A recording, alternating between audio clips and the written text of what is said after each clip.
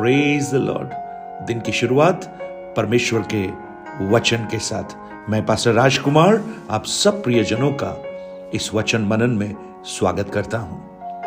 Abraham का प्रभु, इसहाक का प्रभु और याकूब का प्रभु, वो मेरा भी प्रभु है। Praise the Lord. आज अब्राहम के बारे में कुछ बातों को हम सीखने जा रहे हैं और मैं आपका ध्यान एक ऐसी परिस्थिति की ओर लाना चाहता हूं जिस परिस्थिति में एक व्यक्ति परमेश्वर का भक्त जब गुजरता है, उसके जीवन में बहुत सी चिंताएं, कठिनाइयां, समस्याएं और अनिश्चितताएं उत्पन्न हो जाती हैं। अब्राहम भी ऐसी ही एक परीक्षा से गुजर रहा है। उत्पत्ति की पुस्तक उसका 22 अध्याय उसके 1 और 2 वचन में हम इस घटना को देख सकते हैं और इस घटना के द्वारा हम ये समझ सकते हैं कि किस प्रकार एक विश्वास का योद्धा और मजबूत योद्धा बनकर उभरता है, लेकिन उसमें से गुजरना आसान नहीं है। इन बातों के पश्चात ऐसा हुआ कि परमेश्वर ने इब्राहिम की यह कहकर उस परीक्षा की, हे इब्राहिम। उसने कहा, देख मैं यहां हूं। परमेश्वर ने कहा, अपने पुत्र को अर्थात अपने इकलौते पुत्र इसहाक को जिससे तू प्रेम रखता है संग लेकर मोरिया देश में चला जा और वहां उसको एक पहाड़ के ऊपर जो मैं तुझे बताऊंगा होम बलि करके चढ़ा।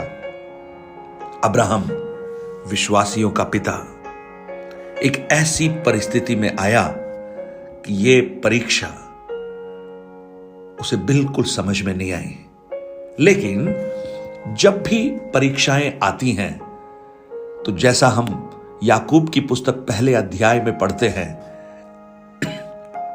जब तुम नाना प्रकार की परीक्षाओं में पढ़ो तो उसे बड़े आनंद की बात समझो, क्योंकि वहां लिखा है, तुम्हारे विश्वास के परखे जाने से धीरज उत्पन्न होता है और धीरज को अपना पूरा काम करने दो कि तुम पूरे और सिद्ध हो जाओ और तुम में किसी बात की घटी ना हो। अब्राहम को परमेश्वर ने बुलाया और अब्राहम ने तुरंत उसका प्रत्युत्तर दिया, हियर आई एम लॉर्ड, मैं यहां हूं। Praise the Lord. कहा गया है कि अब्राहम की 10 बार से अधिक परीक्षा हुई, यहूदी लोग कहते हैं, लेकिन इस परीक्षा में तो ऐसा लग रहा है कि वो 10 ही बारों की परीक्षाएं एक ही बार में हो गई। लेकिन अब्राहम हमेशा परमेश्वर के साथ है।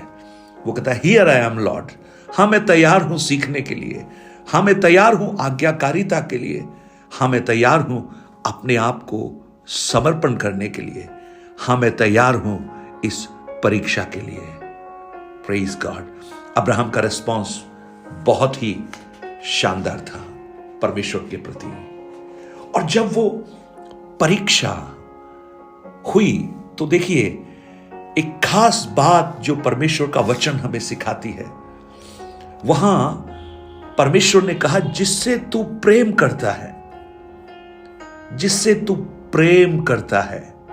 ये समझने के लिए मैं कह रहा हूं, whom you love, ये जो प्रेम शब्द है ये पहली बार इस्तेमाल हो रहा है पवित्र शास्त्र बाइबल में, और पहली बार इस्तेमाल हुआ है पिता और पुत्र के प्रेम के संदर्भ में, और यहां पहली बार प्रकट हो रहा है पुत्र के बलिदान के संबंध में।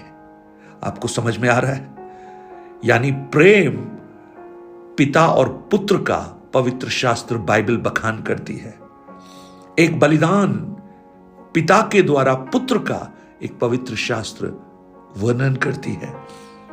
और यह बहुत ही खूबसूरत है यह जानना कि उस प्रेम को जो यहां प्रकट किया गया है, जिसको अब्राहम ने इसहाक से प्रेम किया, मानो परमेश्वर ये प्रकट कर रहे हैं वो भी अपनी संतानों से प्रेम करते हैं। और इस बात को जब परमेश्वर ने इब्राहिम से कहा तो मैं सोचता हूं अब्राहम ने कई बार सोचा होगा कि कहीं परमेश्वर ने गलत तो नहीं बोल दिया, क्योंकि अब्राहम जब भी इसहाक को देखता है उसमें उसका परमेश्वर का वायदा उसको दिखाई देता है, परमेश्वर का प्रॉमिस का फुलफिलमेंट, वायदे का पूर्तिकरण दिखाई देता है। लंबे सालों के इंतजार के बाद वायदे का बेटा मिला और परमेश्वर कहता है कि उसको होम बलि करके चढ़ाना। होम बलि में पहले मारा जाता है, फिर संपूर्ण बलिदान चढ़ाया जाता है। परमेश्वर कभी भी मानव बलि नहीं चाहते थे, लेकिन यह सिर्फ एक परीक्षा थी। और मुझे लगता है उस रात अब्राहम शायद सो नहीं पाया होगा। आप सोच सकते हैं अपनों के खोने का गम, दुख क्या होता है, और वो भी उसका जिसने इनके जीवन में हंसी को लेकर आया, लाफ्टर लेकर आया, क्योंकि इसहाक का अर्थ ही हंसी है। रात को शायद अब्राहम स्ट्रगल कर रहा होगा, क्या परमेश्वर ने सही कहा है, क्या परमेश्वर से कोई गलती तो नहीं हो गई। प्रियो, कई बार हमारे जीवन में भी हम ऐसा ही सोचते हैं, कई बार हम ऐसा सोचते हैं। हमें लगता है कि जो हम सोच रहे हैं, जो हमें अच्छा लगता है, जो हमारे लिए उत्तम है, वो हमारा ही है, उसको कैसे हमसे परमेश्वर छीन सकता है। लेकिन यही तो परमेश्वर चाहता है, क्योंकि इसी के द्वारा वो ये सिद्ध करता है कि हमारा विश्वास कितना बड़ा है। और कई बार प्रभु हमें ऐसी परीक्षाओं में डालता है, ऐसे स्ट्रगल्स में डालता है, और इस परीक्षाओं से वो अनजान नहीं है, क्योंकि उस कठिनाई में, उस तकलीफ में वो हमसे दूर भी नहीं है। और वो हमें इसलिए उस परीक्षा में डालता है क्योंकि उसको मालूम है इस परीक्षा से निकलकर ही हम मजबूत होंगे विश्वास में। इसीलिए उस मजबूती को हासिल करवाने के लिए वो हमें उस परिस्थितियों में डालता है, लेकिन वो हमसे दूर भी नहीं रहता। प्रभु यीशु के समान चेलों को नाव पर भेजकर वो उनसे दूर नहीं था। इन्हें लगा वो दूर है, लेकिन यीशु उनके साथ था। आज मुझे सुनने वाले मेरे भाई, मेरी बहन, अगर आज आप एक ऐसी परिस्थिति से गुजर रहे हैं जिसमें आपको लगता है मेरे साथ ऐसा क्यों हो रहा है, मैं इस परिस्थिति से क्यों गुजर रहा हूं, क्यों गुजर रही हूं, तो विश्वास कीजिए ये एक परीक्षा है, और इसके द्वारा प्रभु आपके विश्वास का बखान संसार को करना चाहता है। हालेलुया। और वो आपके आंसुओं को भी अपनी कुप्पी में संभाल कर रखता है। हालेलुया। आज अगर आप ऐसी कठिनाइयों के दौर से गुजर रहे हैं जहां पर आप कयास लगा रहे हैं कि ये मेरे साथ ऐसा क्यों हो रहा है, शायद अब्राहम ने सोचा होगा। मुझे लगता है वो रात अब्राहम के लिए सबसे लंबी रात होगी। वो कल्पना कर रहा होगा ऐसे पिताओं की जिनके पुत्र नहीं होते, उनको कैसा लगता है। वो कल्पना कर रहा होगा कि मैं कैसे इसहाक को उस बलिदान की वेदी पर बैठाकर उसको मारूंगा। शायद ये सब बातें उसको सोने नहीं दे रही होंगी, लेकिन आप देखिएगा जब परमेश्वर ने उसे बुलाया वो तुरंत तैयार हो गया। और उसके बाद तीसरे वचन में जब हम पढ़ते हैं, इब्राहिम तड़के उठा, अति भोर को उठा। ही वॉज ईगर, वो परमेश्वर की आज्ञा मानने में तत्पर था। उसने कहा चाहे संसार का सब कुछ मुझसे चला जाए, लेकिन मैं परमेश्वर का आज्ञाकारी रहूंगा। उसने जब इसहाक को देखा, उसने परमेश्वर की आवाज को जब कंपेयर किया, उसको समझ में आया कि एक परमेश्वर जो 99 साल की उम्र में, 90 साल की उम्र में अगर संतान दे सकता है, तो वो मरे हुओं में से जीवित भी कर सकता है। What a faith he had! क्या विश्वास था अब्राहम का। आज मुझे सुनने वाले मेरे प्रिय भाई बहन, अपने जीवन की चुनौतियों के मध्य में कभी मत सोचिए परमेश्वर आपको नष्ट करना चाहता है, परमेश्वर आपको गिराना चाहता है, या परमेश्वर आपसे प्रेम नहीं करता। लेकिन मैं आपको कहूं, परमेश्वर आपसे प्रेम करता है, इसलिए आपके जीवन में परीक्षाएं हैं। वो आपको नष्ट नहीं करना चाहता, परंतु आपको और मजबूती से खड़ा करना चाहता है। जब मोरिया पर्वत से इब्राहिम नीचे उतरा होगा, वो एक अलग व्यक्तित्व था। ओ, मानो ऐसा लगता है कि उसने किसी बहुत ऊंचे मुकाम को विश्वास का हासिल कर लिया।